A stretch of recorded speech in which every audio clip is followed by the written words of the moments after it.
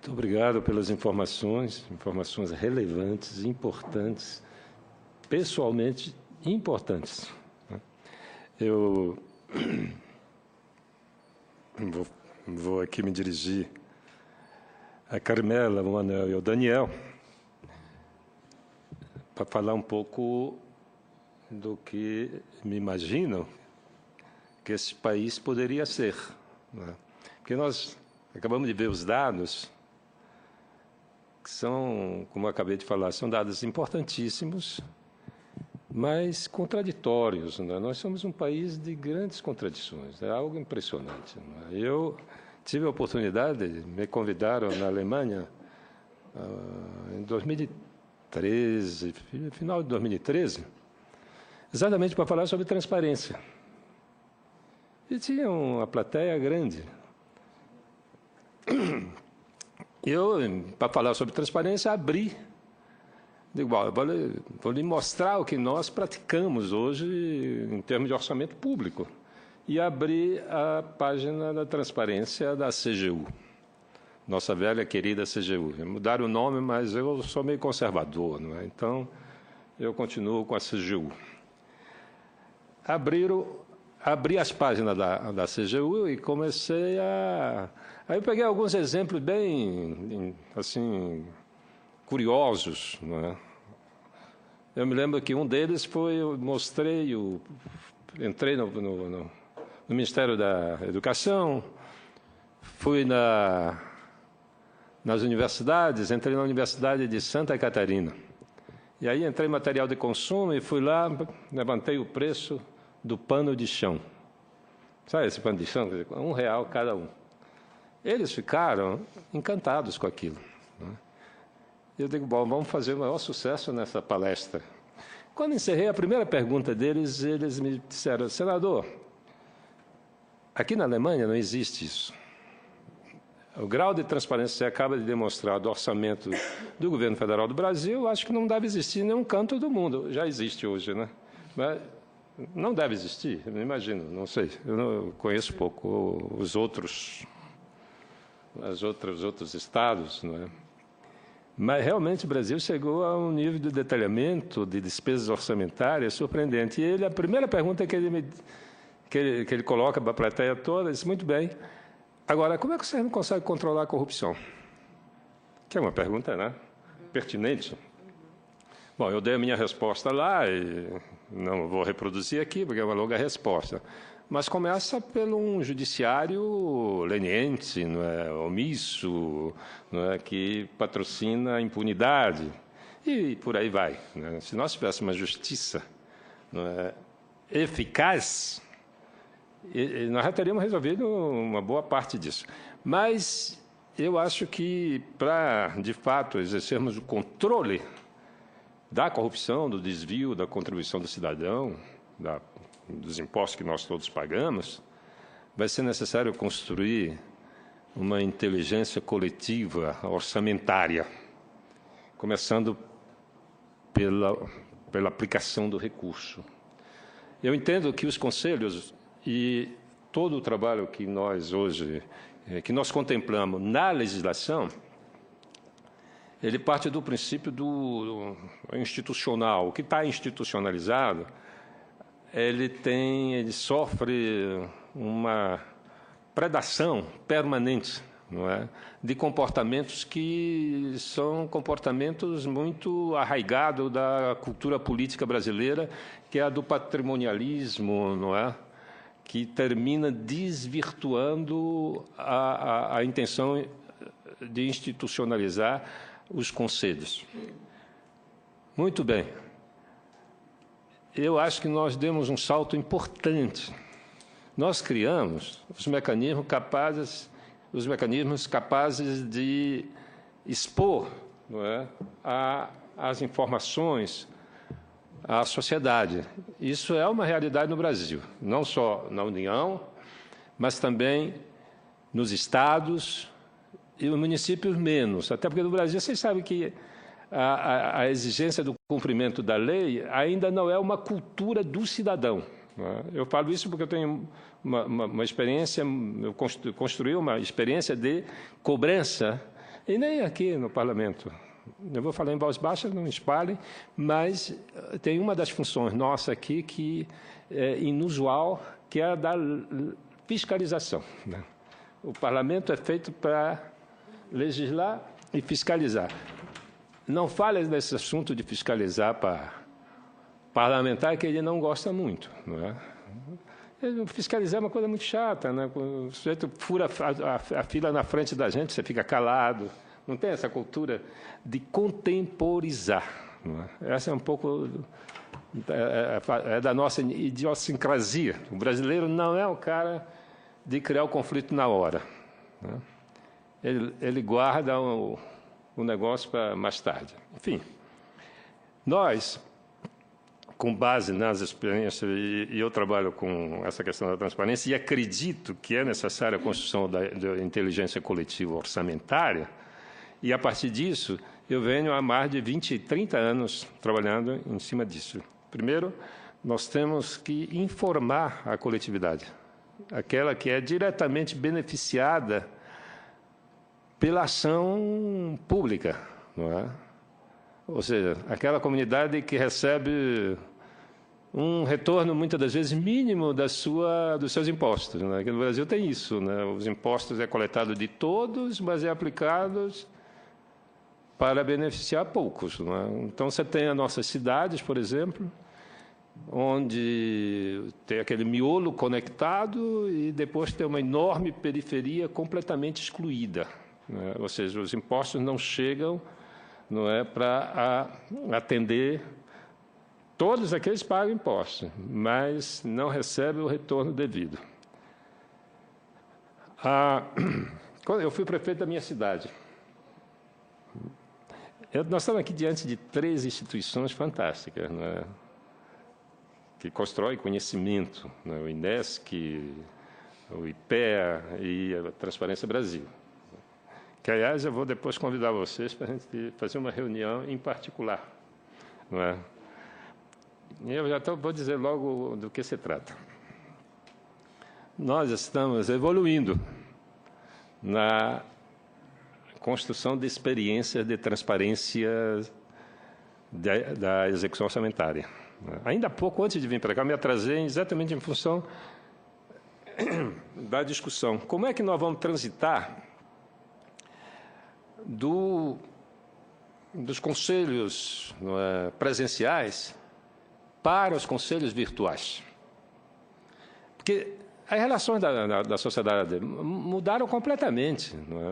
A nossa relação se dá mais no plano virtual do que no plano real, não é? O melhor exemplo que eu vejo, e eu acho que todo mundo já assistiu essa cena, você entra no restaurante, tem um casal ali, não é? Cada um com o seu celular, não é? Eles estão conversando, sabe lá Deus com quem, né? Mas eles não estão ali os 2 presentes, eles estão ausentes, né? Então, essa é a grande questão. Como é que nós vamos transitar do real, do plano real, né, para os conselhos virtuais? Porque já é uma necessidade, né? Nós temos algumas experiências com as emendas parlamentares. Por que surge essa? Cada senador lhe é atribuído anualmente um valor X. Pode ser 15, 16 milhões de reais. É muito dinheiro. E esse é um dinheiro aplicado, não sabe Deus como, não? Deus deve saber, porque, né, ele é onipresente, mas nós aqui na Terra temos maior dificuldade. Nós, os brasileiros, temos dificuldade de entender como é que esse dinheiro é aplicado. Então, eu construí uma experiência com o nosso mandato de acompanhamento, de controle social e participação efetiva das comunidades beneficiadas pelos recursos liberados, aprovados no orçamento. Então, eu tenho uma emenda, concretamente, tenho uma emenda que eu destinei à Prefeitura de Macapá, da minha capital. E ela é destinada a pavimentar um bairro chamado Conjunto Embrapa. Muito bem. Quando foi aprovado o orçamento, a emenda foi aprovada, a minha assessoria foi lá com os moradores. Diz, olha, foi contemplada uma emenda para pavimentar aqui o bairro de vocês. E os convidou para organizar o acompanhamento. E com eles, os poucos que foram à reunião, organizaram um grupo de WhatsApp. Pelo grupo do WhatsApp, vocês vão receber, nós vamos nos encarregar, explicou como era, o assessor foi lá, explicou os procedimentos todos, e nós vamos nos encarregar de passar essa informação para vocês. Todas as informações pertinentes a esse valor, as informações vão chegar até vocês, por esse grupo. E aí, a emenda foi aprovada, eles informaram lá que estava no orçamento, emenda número tal, os detalhes da emenda. Quando a União, através do projeto Calha Norte, liberou o financeiro, eles receberam a informação. E receberam a informação sobre os próximos passos que a Prefeitura tinha que dar. Inclusive, a Prefeitura já tinha mandado o projeto, não é? Tudo inscrito no SICOMV, que, aliás, o SICOMV é uma das coisas mais belas invenções que a União já fez, né? O SICOMV. E ali, então, nós explicamos como era que fizemos um passo a passo para os moradores poderem entrar no SICOMV, para eles enxergarem o projeto deles. Está lá no SICOMV, olha, vai ser assim. Fizemos uma simulação, né, por computação, de como está e depois do projeto como vai ficar. Né? No começo, eles não acreditavam. Isso é conversa de político. Né? E olha que político tem conversa mesmo. Né? Diga, vamos ver, vamos devagar, mas aí eu também participo do grupo. Né? Recebo todas as críticas, vocês sabem que as críticas que fazem a política não são críticas maneiras, né? São coisas, às vezes, muito pesadas. Quando são pesadas demais, a gente, né, quando é ofensiva, né, eu excluo do grupo, tiro, né, porque ninguém está ali para... Né? Aí ele veio, quando o dinheiro caiu na conta, já houve uma mudança de humor. Né? Dinheiro na conta da prefeitura, mas daí até... Desde que o dinheiro chegou na conta até fazer a licitação, eu acho que foram 6 meses. Né? Aquela demora, aquela coisa da licitação, mas não é porque seja tão complexo fazer uma licitação pública. Não é porque tem muita malandragem no processo de licitação. É esse o problema. Né? Porque quem comanda, não é o caso da prefeitura, não estou falando específico, estou falando no geral. Não é? Quando você tem uma boa equipe, você faz uma licitação rápida, não tem nenhuma... Não tem segredo fazer uma equipe competente. Aí, bom, no dia da licitação, eles marcaram, finalmente saiu o edital no Diário Oficial da União, tal dia vai ter a licitação. Aí eu peguei, mandei minha equipe, liguei para o prefeito, eu digo, prefeito, você me permite transmitir ao vivo a licitação? Aí o prefeito permitiu. Meu amigo, adversário, mas amigo, né? Foi meu secretário de Educação quando eu tinha 25 anos, né? Então eu não podia me negar. Aí fizemos a transmissão ao vivo. Transmitimos a licitação, ninguém entendeu nada, porque as pessoas só, para poder entender de licitação, você tem que fazer um curso de contabilidade, essas coisas. Né? Tudo é feito mesmo de uma maneira tal que o povo não entenda. Né? As leis também, nós fazemos leis aqui, que se presta a várias interpretações, né? Então, a justiça aí se vira para interpretar. As leis são muito mal feitas, então dá margem a todo tipo de interpretação equivocada. E são feitas para o povo não entender as leis. A gente poderia fazer uma lei com uma linguagem muito mais simples, né? Mas aí nós colocamos os nossos especialistas aqui para estudar anos na universidade, para poder chegar aqui e fazer umas leis muito intrincadas, com um linguajar excessivamente complicado. Bom, enfim, mas aí fizemos a transmissão da licitação. A empresa ganhou a empresa, que eram 3 ou 4 empresas, uma ganhou lá a licitação, e aí, mas isso tudo eles acompanhando lá no WhatsApp. tudo lá direitinho no WhatsApp. Aí nós descobrimos o seguinte, olha, e aumentou o número de pessoas, né? Começou com 10 ou 12, hoje tem 60 e poucos, né? Moradores lá. Ainda é pouca gente, né? Mas já é bem, né? E eles brigam muito entre eles, briga de vizinho no WhatsApp. Né? Que é uma coisa interessante. Eu acho um fascínio eu poder acompanhar a briga dos vizinhos. Né? Eu nunca imaginei, porque briga de vizinho ninguém se mete, né? Mas no WhatsApp você pode dar uns conselhos e tal. E aí, finalmente, não é? Ganhou a empresa, e aí a empresa foi lá e colocou a placa. Só que colocou a placa dizendo que a obra começaria no dia 6 de junho, agora. Aí deu 10 de junho, 15 de junho, 20 de junho e nada. E aí voltou todo aquele desânimo do começo. Eu não disse que era só a placa, que isso nunca ia acontecer. Aí eu pedi para a prefeitura colocar no grupo um representante da prefeitura e o fiscal da obra e um responsável pela empresa. Pronto. Resolveu o problema. Ele colocou lá o secretário de obras da prefeitura, ele mesmo, entrou no grupo.